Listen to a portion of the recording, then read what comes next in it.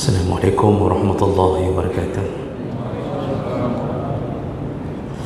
Innal hamdalillah nasta'inuhu wa nastaghfiruh wa na'udzu bihi min shururi anfusina wa min sayyiati a'malina.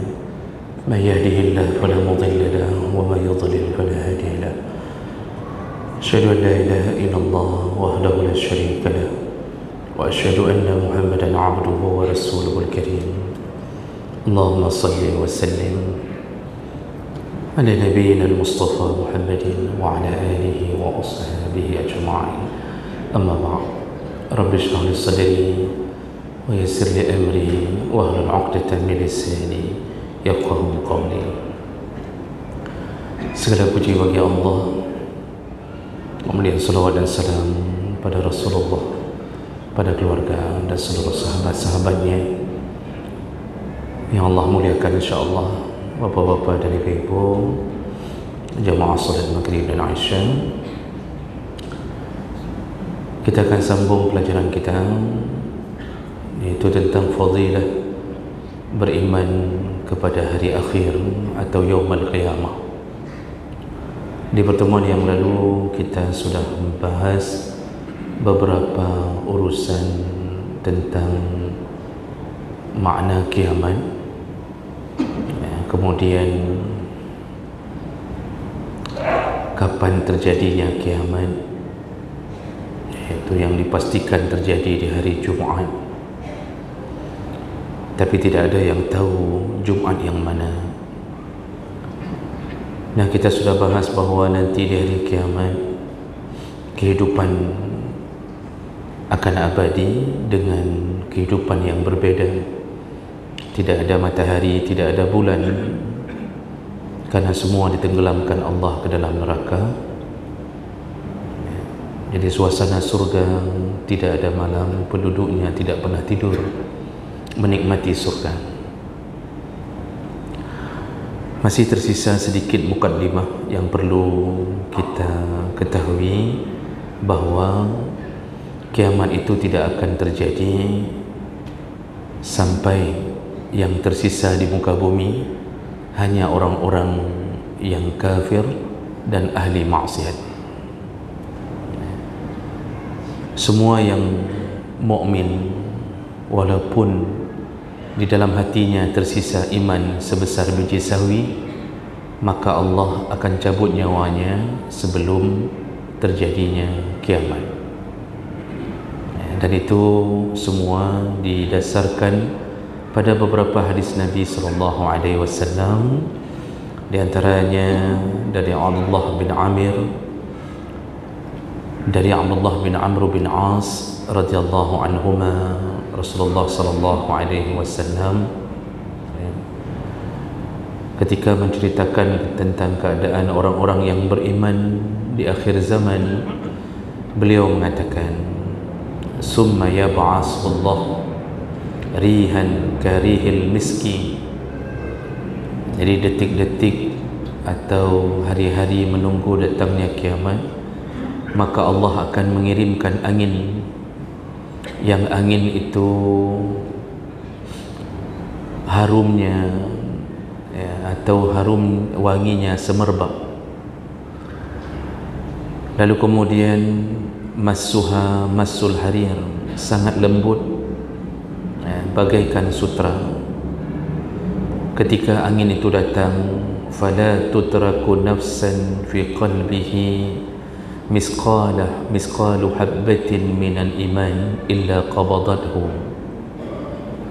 Ketika angin itu datang, maka tidak ada seorang pun yang mempunyai iman di hatinya walaupun sebesar biji sawi, kecuali dipastikan dia akan meninggal dengan datangnya angin tersebut. Summa yabqi syirarun nas alaihim taqumus sa'ah. Maka yang tersisa nanti cuma orang-orang yang syirar, yaitu manusia-manusia yang paling buruk sampai datangnya waktu kiamat itu. Hadis riwayat Muslim. Jadi semua akan meninggal dengan didatangkan angin. Wallahu a'lam. bagaimana cara angin itu datang, karena ini perkara gaib, tidak ada yang tahu. Namun datangnya angin itu membuat semua mukmin yang masih ada iman meninggal dunia. Dalam hadis yang lain dari Nawas bin Sam'an radhiyallahu anhu, Rasulullah sallallahu alaihi wasallam ketika menceritakan tentang Dajjal dan turunnya Nabi Isa alaihi salam, beliau mengatakan, fa bainama hum kadzalik, ketika orang-orang di akhir zaman menikmati hidup dengan penuh kekayaan, jadi hidup bergelimang dunia. Jadi ini sesuai dengan hadis Nabi bahawa di akhir zaman Allah akan buka pintu dunia, jadi semua orang bersenang-senang di atas dunianya. Iz ba'asallahu rihan tayyibah, di saat orang bergelimang harta, bergelimang dengan semua kenikmatan dunia, disitulah Allah mengirimkan angin. Angin itu angin yang lembut, fata'khuzuhum tahta abatihim, angin itu melewati setiap ketiak-ketiak mereka, maksudnya menerpa setiap orang. Fatuqbidu ruha kulli mu'min wa kulli muslim, kedatangan angin itu akan menyebabkan meninggalnya atau membawa ruh setiap orang mukmin dan muslim. Wa yabqa syirarun nas, maka yang tersisa setelah itu hanya manusia yang jelek-jelek saja. Yataharajuna fiha taharajul khumar, nanti yang tersisa itu mereka akan berzina di tengah-tengah jalan bagaikan keledai berzina. Fa'alaihim taqumus sa'ah, di tengah-tengah kaum itulah terjadinya kiamat. Hadis riwayat Muslim. Jadi ini dua hadis menerangkan tentang kondisi akan meninggal seluruh mukmin.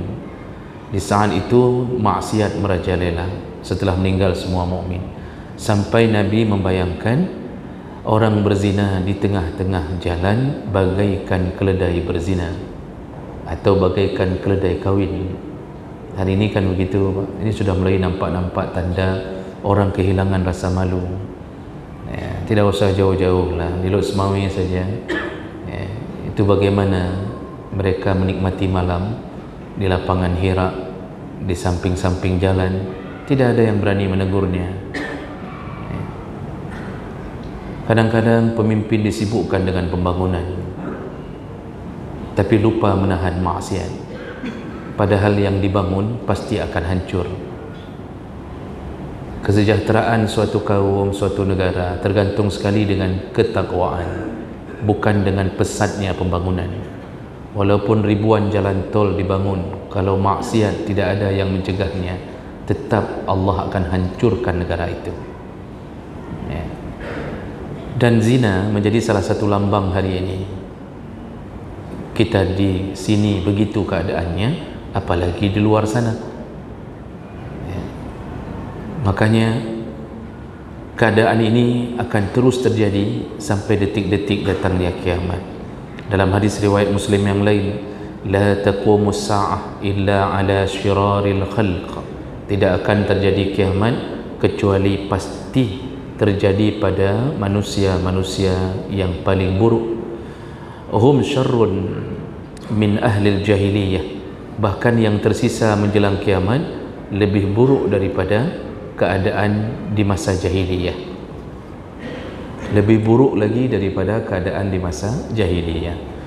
La yad'una Allah bisyai'in illa raddahu alaihim, kalau mereka berdoa kepada Allah, tidak satu pun diterima oleh Allah Subhanahu wa taala.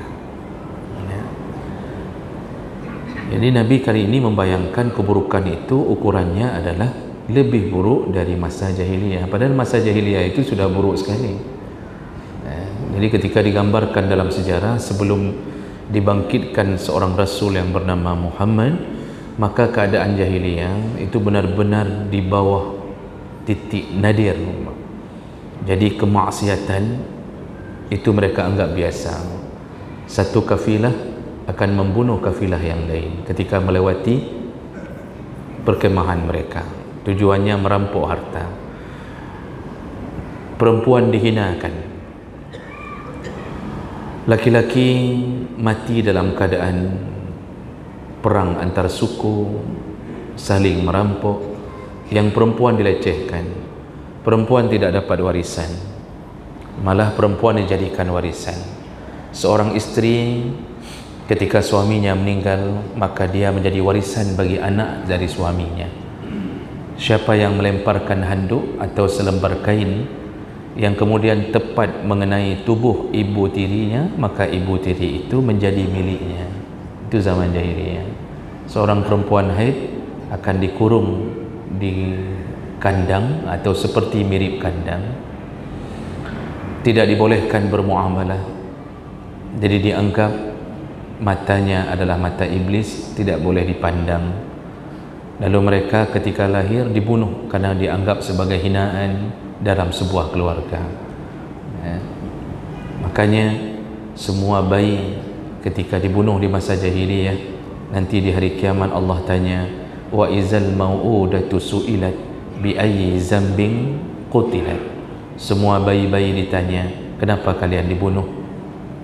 Jadi ini menunjukkan adanya pembunuhan bayi perempuan di masa jahiliyah. Tapi cerita yang beredar yang tidak benar adalah Umar bin Khattab tidak pernah membunuh anak perempuannya. Itu hoax. Tidak ada anak Umar bin Khattab yang perempuan yang meninggal dibunuh oleh Umar. Jadi kadang-kadang orang menyangkut pautkan dengan kebejatan Umar sebelum masuk Islam, padahal tidak ada cerita tentang Umar pernah membunuh anak perempuan. Kejahatan lain ada. Beliau memang peminum khamar. Beliau peminum khamar, memang pernah melakukan kejahatan-kejahatan. Dalam hadis yang terakhir tentang masalah ini, hadis riwayat Ahmad, Tirmizi, juga hadis riwayat Muslim dari Anas bin Malik, Rasulullah berkata, la taqumu as-sa'ah hatta la yuqala fil ardi Allahu Allahu. Kiamat tidak akan terjadi sampai bumi tidak lagi terdengar kalimat Allah Allah. Jadi tidak ada lagi yang berzikir. Maka kita bisa menangkap di waktu itu tidak ada lagi orang yang salat. Kalau kita berfikir tidak mungkin hari ini saja yang salat di tempat kita yang berjuluk Serambi Mekah itu mungkin setengah cuma, setengahnya lagi tidak salat. Lihatlah hari Jumaat yang seharusnya hari berkumpul, itu setengah salat, setengah tidak salat. Ini hari ini yang masih berlindung di bawah kanun, di bawah peraturan-peraturan agama, masih banyak berdiri pesantren-pesantren, masih banyak masjid-masjid yang makmur. Hari ini pun orang sudah setengah salat, apalagi nanti, maka orang tidak lagi menyebut nama Allah. Di saat itulah terjadi kiamat. Jadi benar-benar yang ditimpa dengan dahsyatnya atau kengeriannya kiamat hanya orang-orang yang paling buruk akhlak, paling buruk akidahnya. Maka kita berdoa semoga kita termasuk yang dijemput Allah sebelum kiamat. Makanya hati-hati, didiklah anak-anak kita dengan akidah yang kuat, agama yang kuat. Jangan lagi terbuai dengan keinginan-keinginan dunia.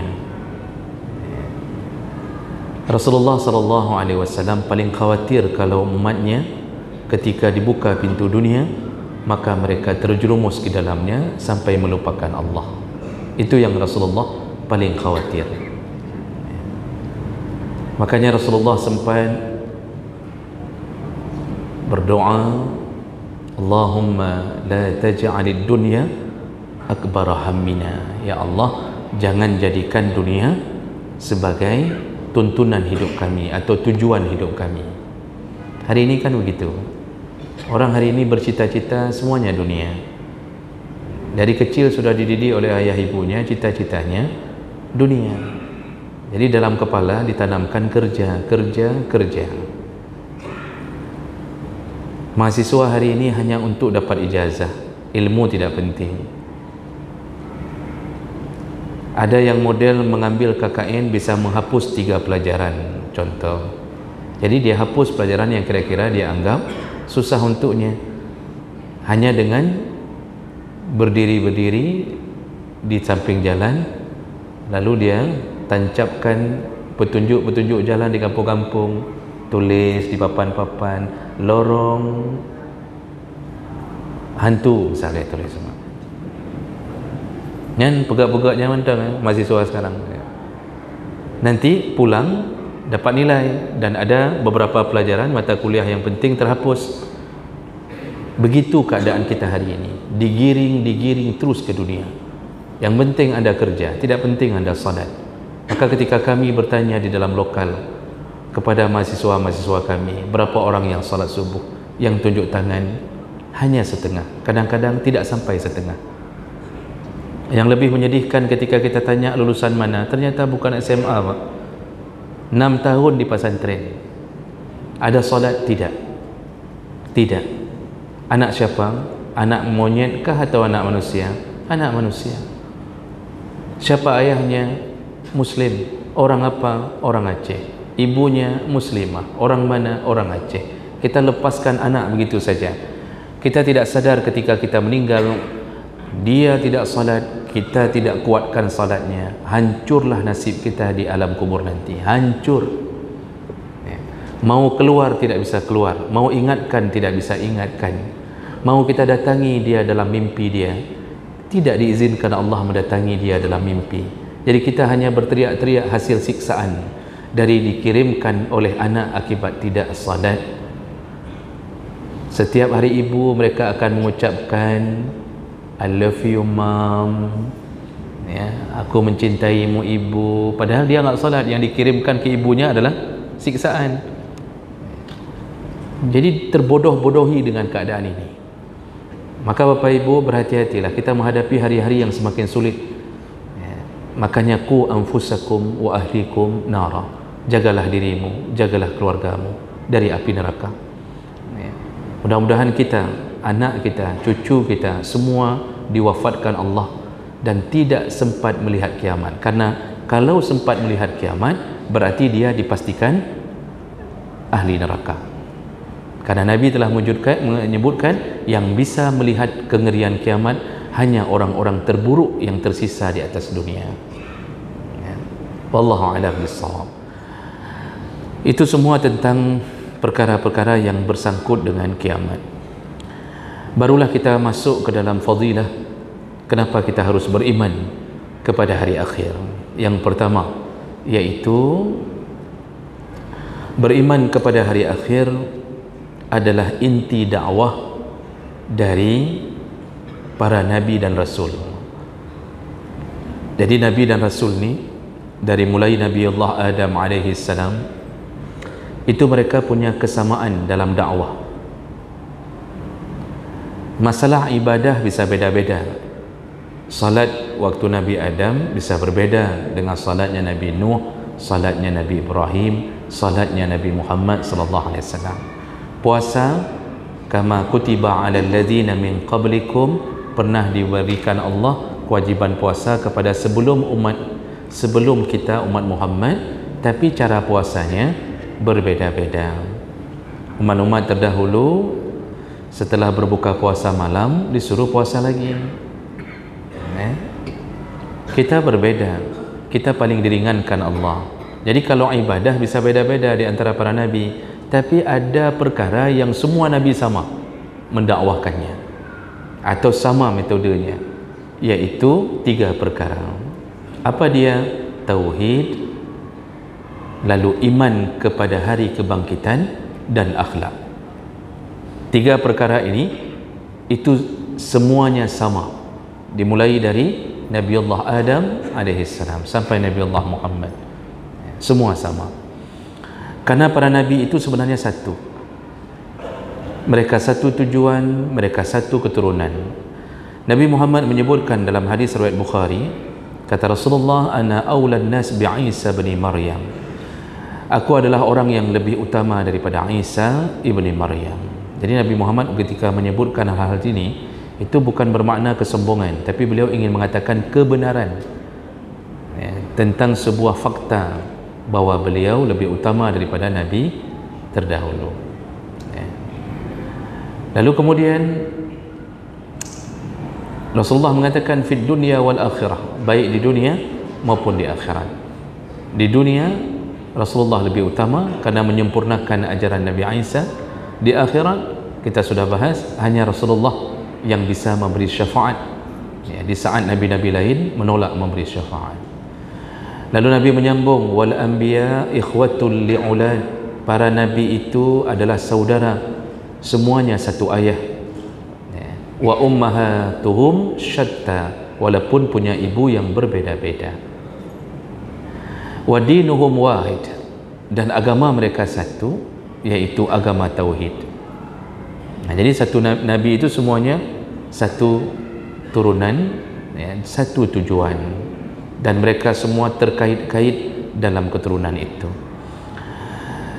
Imam Ibnul Qayyim rahimahullah menyebutkan dalam kitab Sawa'iq al-Mursalah, beliau menyebutkan al-usul al-thalathah allati ittafaqa alaihi jami'ul milal wa ja'at biha jami'ur rusul.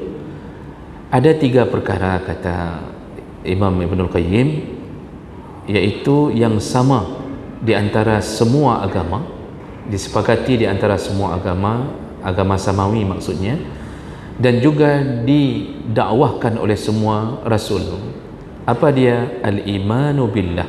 Yang pertama adalah beriman kepada Allah. Yang kedua, wal yaumil akhir, yaitu beriman kepada hari akhir, wal a'mal as-salihah, lalu amalan salih. Jadi 3 perkara ini yang sama, semua nabi sama mendakwakannya. Lalu beliau mengatakan, Allah Subhanahu wa taala telah menyebutkan dalam surah Al-Baqarah ayat 62, innal ladzina amanu, orang-orang, sesungguhnya orang-orang yang beriman, wal ladzina hadu, dan orang-orang Yahudi, wan nasara, dan orang-orang Nasrani, was-sabiin, dan orang-orang sabiin, man amana billahi wal yaumil akhir wa amila salihan falahum ajruhum 'inda rabbihim wala khaufun 'alaihim wala hum yahzanun. Yaitu mereka adalah orang-orang yang beriman kepada Allah dan hari akhir, dan mereka beramal saleh. Nah, jadi disebutkan 3, beriman pada Allah, lalu hari akhir, dan beramal saleh. Ini yang didakwahkan oleh semua agama. Jadi disebutkan tadi amanu, semua yang beriman. Dari siapa? Yahudi, waladzina hadu. Yahudi ini tauhid, agama samawi mengajarkan tauhid, walaupun kemudian mereka punya masalah, yaitu mereka suka membangkang, suka melawan nabinya. Nah, itu yang kemudian Allah mengatakannya al-maghdub alaihim. Yahudi ini kelompok yang dimurkai Allah. Lalu wan nasara, ini Nasrani, itu juga agamanya tauhid, dibawa oleh Nabi Isa, diajarkan juga beriman kepada Allah, kepada hari akhir, dan amal saleh. Lalu was-sabiin. Nah, sabiin ini ada berapa kali Pak disebut dalam Al-Quran? Ada 3 ayat.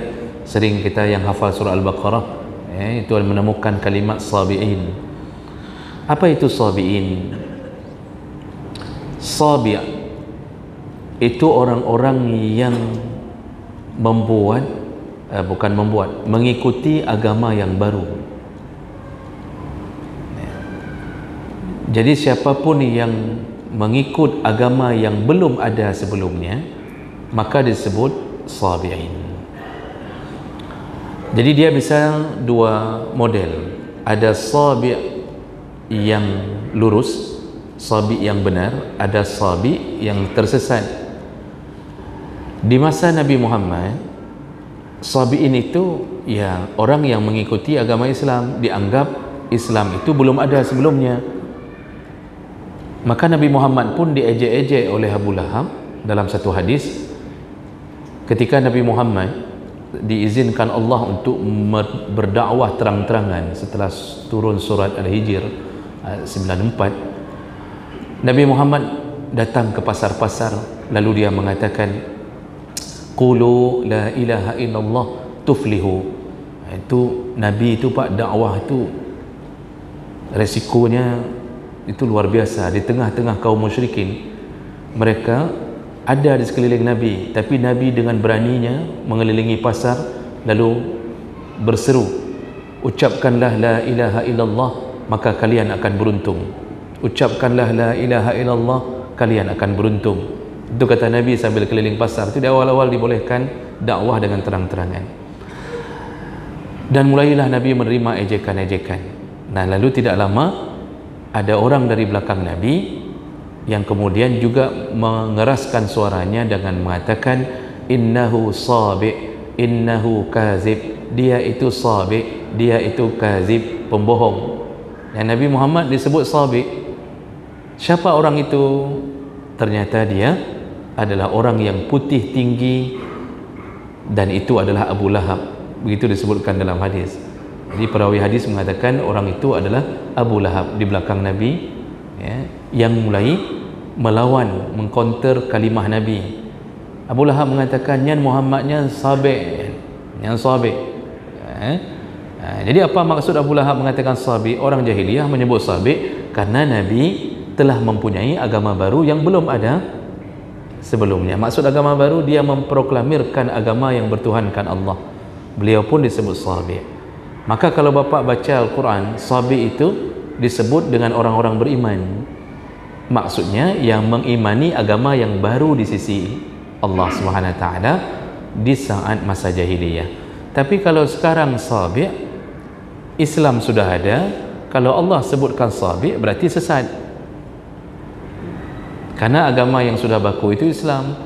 Maka kalimat sabi berikutnya adalah orang yang tersesat. Maka sabi itu dua, ada sabi yang benar, ada sabi yang tersesat.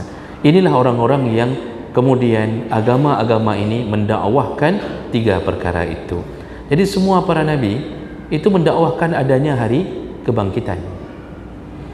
Kenapa begitu kuatnya dakwah itu? Karena orang kalau sudah beriman pada hari akhir, maka dia akan melakukan apapun untuk mencapai kebahagiaan di hari akhir.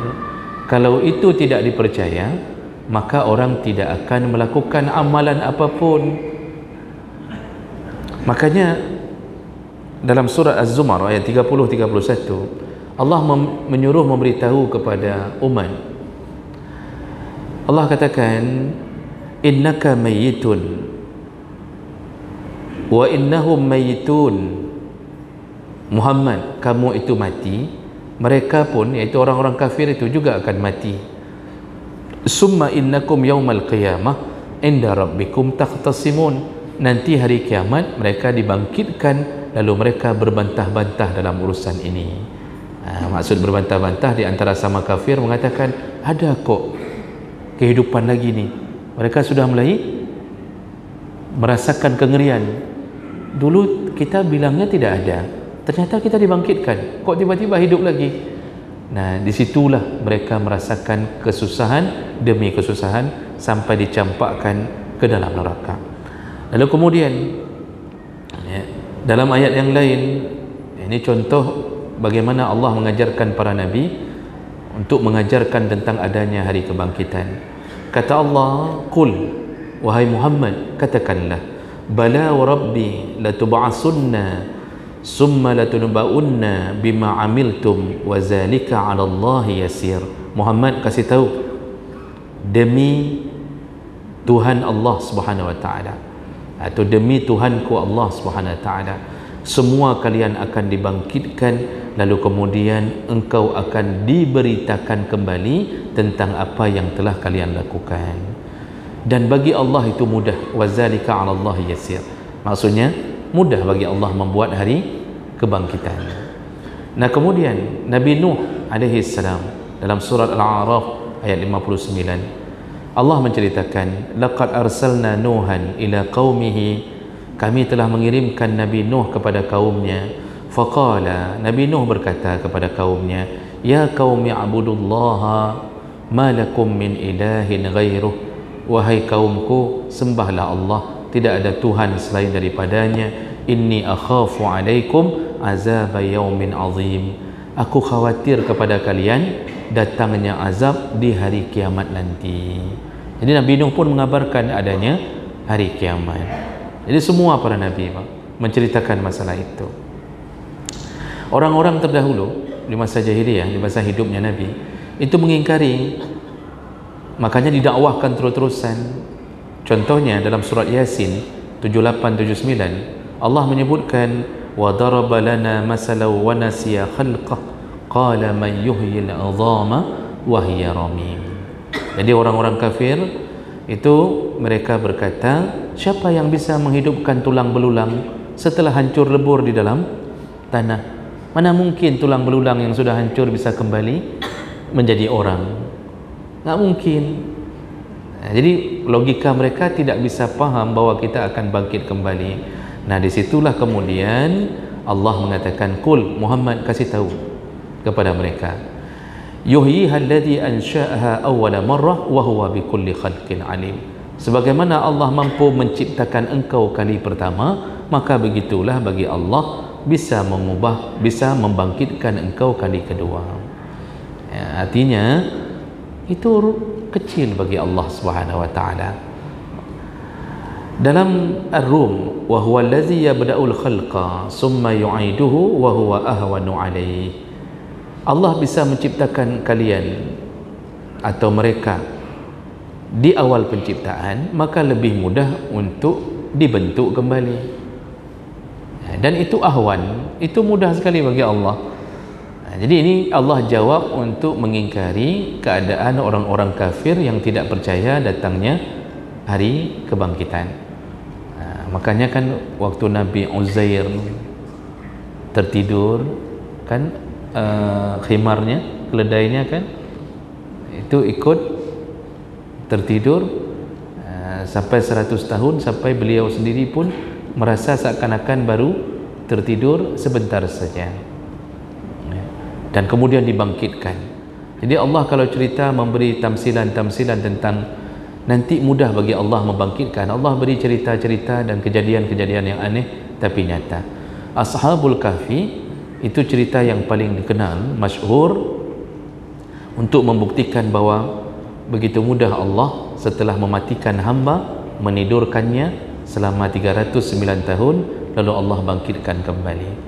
Nah, Nabi SAW itu menyebutkan bahwa di alam kubur kita dimulai bangkit kembali dengan proses kebangkitan itu dicipta mulai dari tulang ekor. Jadi ada hadis Nabi menyebutkan tulang ekor sumber terbentuknya kembali manusia. Lalu mereka bangkit dari dalam tanah, ya. Di situ semua berdiri dalam keadaan telanjang, tidak pakai sandal, tidak berkhitan, dan suasana pada waktu itu hujan. Nabi sebut hujan rintik-rintik. Ya, jadi waktu kita bangkit nanti semua itu keadaannya adalah keadaan hujan, dan kita berada di padang yang tidak ada satu pun bangunan yang berdiri di waktu itu, satu rumput pun tak ada, semua lempang. Disitulah manusia berkumpul dari seluruh masa. Disitulah orang-orang mulai menyadari tentang kebenaran yang dikabarkan dalam Al-Quran. Jadi kita ini menjadi bahagian daripada dakwahnya para nabi untuk mempercayai tentang adanya hari kebangkitan. Ini fadilah pertama, ternyata semua nabi menguatkan masalah ini. Makanya kita ini hendaknya jangan sedikit pun merasa ada keraguan bahwa kita pasti akan menemui alam yang lain dengan suasana yang berbeda, tapi mempertanggungjawabkan semua apa yang kita lakukan di atas dunia.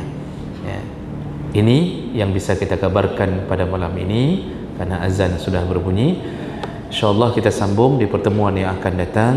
Subhanakallahumma bihamdik, asyhadu an la ilaha illa anta, astaghfiruka wa atubu ilaik. Wassalamualaikum warahmatullahi wabarakatuh.